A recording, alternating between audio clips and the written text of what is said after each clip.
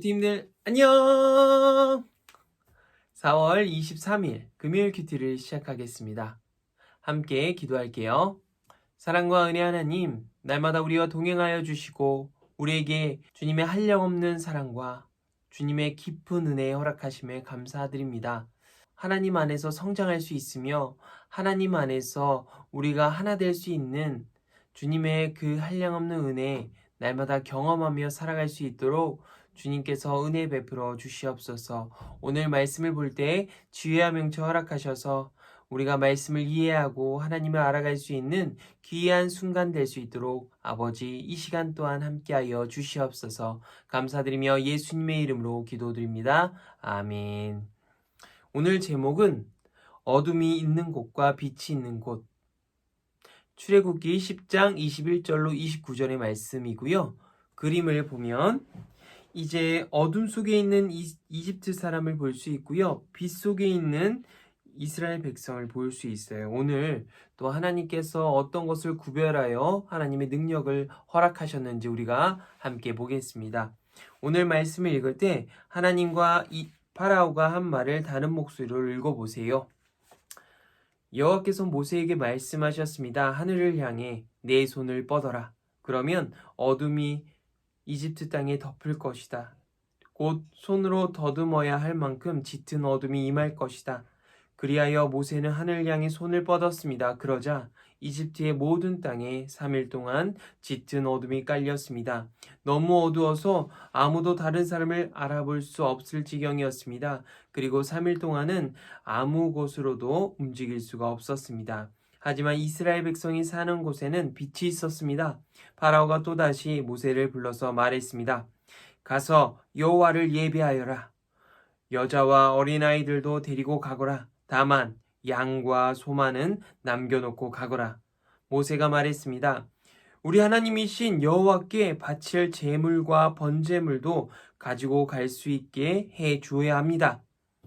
우리는 짐승들도 가지고 가야 합니다. 한 마리라도 남기고 갈 수 없습니다. 그 짐승들 중에서 몇 마리를 골라 우리 하나님 여호와께 바쳐야 하기 때문입니다. 그곳에 이르기 전에는 어떤 짐승을 바쳐야 좋을지 우리는 모릅니다. 제물, 하나님에게 제사를 드릴 때 바치는 짐승과 곡식, 번제물, 불에 태워서 바치는 제물. 아멘. 부모님들, 오늘 하나님의 말씀은 하나님께서 이집트 땅에 3일 동안 어둠을 내리십니다. 이집트 땅에만 내리니 이집트 사람들은요, 일상생활을 하지 못했어요.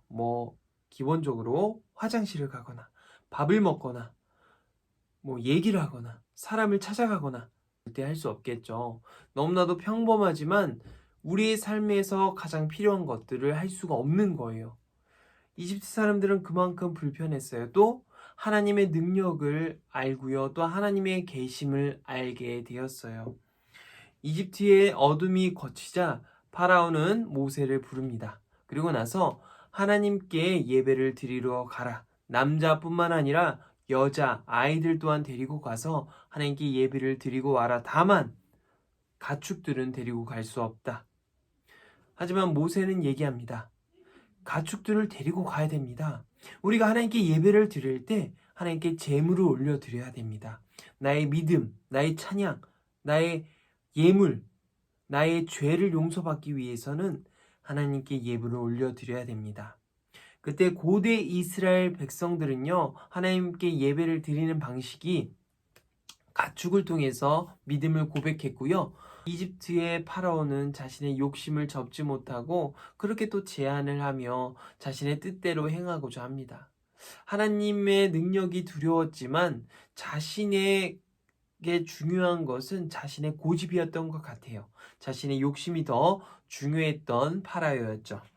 자, 두 번 읽기 우리 한번 보겠습니다. 어둠과 빛의 동그라미 표시하고요. 어둠과 빛이 어느 곳에 있었는지 각각 밑줄을 그어보세요. 파라오의 네모 표시하고요. 파라오가 한 말을 물결선을 그려보세요. 우리 두 번 읽기 시작해 보겠습니다. 그리하여 모세는 하늘을 향해 손을 뻗었습니다. 그러자 이집트 모든 땅에 3일 동안 짙은 어둠이 깔렸습니다. 너무 어두워서 아무도 다른 사람을 알아볼 수 없을 지경이었습니다. 그리고 3일 동안은 아무 곳으로 움직일 수가 없었습니다. 하지만 이스라엘 백성이 사는 곳에는 빛이 있었습니다. 하나님께서는 이집트 사람과 이스라엘 사람을 구별되어 능력을 사용하셨어요. 그렇게 하나님께서 원하시는 바는 이스라엘 백성들이 하나님께 예배를 드리고 또한 하나님께서 인도하시는 땅, 가나안 땅으로 가시기를 원했던 거죠. 바로 두 번째로 나아가겠습니다. 파라오가 또다시 모세를 불러 말했습니다. 가서 여호와를 예배하여라.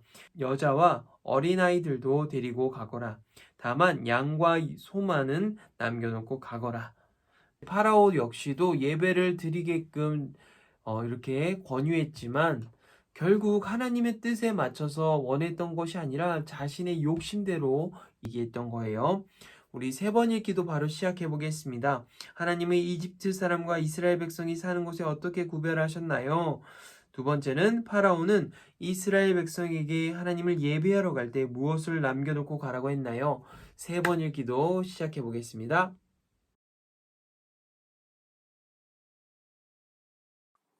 부팀들, 자, 하나님께서 구별하셨어요. 어떤 걸 구별하셨죠? 이집트 백성에게는 어둠을 내리게 하셨고요. 또 이스라엘 백성이 거하는 거주지에는 빛이 임하게 하셨어요. 그 구별된 것을 우리가 확인했고요. 파라오가 이스라엘 백성에게 예배를 드리러 갈 때 어떻게 하라고 했죠?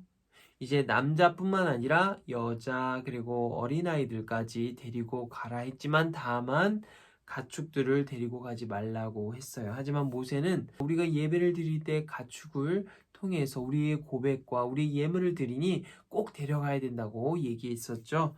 말씀을 이해해요. 이집트 사람들은 태양을 가장 높은 신으로 섬겼고 파라오는 태양의 신의 아들이라며 자랑했어요. 하나님은 이집트 사람들에게 짙은 어둠을 내리시고 이스라엘 사람들에게 밝은 빛을 주셔서 태양이 신이 아니라는 사실을 보여주셨어요.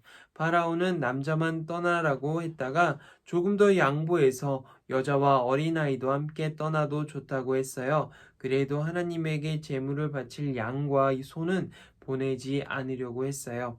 파라오는 마음속에 어둠이 가득하여 하나님의 명령을 자기 마음대로 바꿔도 된다고 착각했어요. 우리가 오늘 말씀 또한 하나님께서 이스라엘 백성을 이집트 땅에서 구출하기를 바라시는 거예요. 400년 동안 이스라엘 백성은 억압받았고요. 어려운 상황 속에서 지내다가 이제 하나님께서 그들을 인도하여 가나안 땅으로 보내시기를 또 가나안 땅에 거주하기를 원하셨어요. 우리 부티님들 하나님을 의지한다는 것이 무엇일까요? 때로는 우리가 하나님 말씀대로 살아가지 않으려고도 노력해요. 왜? 내 욕심이 있기 때문에. 우리는 참 욕심이 많아요. 내가 하고자 하는 것, 내가 갖고 싶은 것 참 많죠. 하지만 그 모든 것을 주시는 분은 누구실까요? 우리가 원하는 것, 내가 바라는 것, 정말 내가 되고 싶은 것, 그 모든 것들 하나님께 속해 있으니 우리가 함께 기도하며 나아갔으면 좋겠어요. 자, 부팀들 함께 기도하겠습니다. 하나님, 우리가 하나님을 의지하며 하나님의 은혜에 감사하며 내 손에 쥐어진 것을 언제나 욕심으로 갖고자 하는 것보다 하나님께서 우리에게 허락하실 것을 기대하며 소망하며 나아갈 수 있는 우리 뿌띠님들과 제가 될 수 있도록 주님께서 우리를 연단하시고 만지시고 주님께서 올바른 길로 인도하여 주시옵소서. 오늘도 이 말씀을 통해서 우리는 다시 한번 하나님 안에서 성장할 수 있도록 주님께서 은혜 베풀어 주시옵소서. 감사드리며 예수님의 이름으로 기도드립니다. 아멘.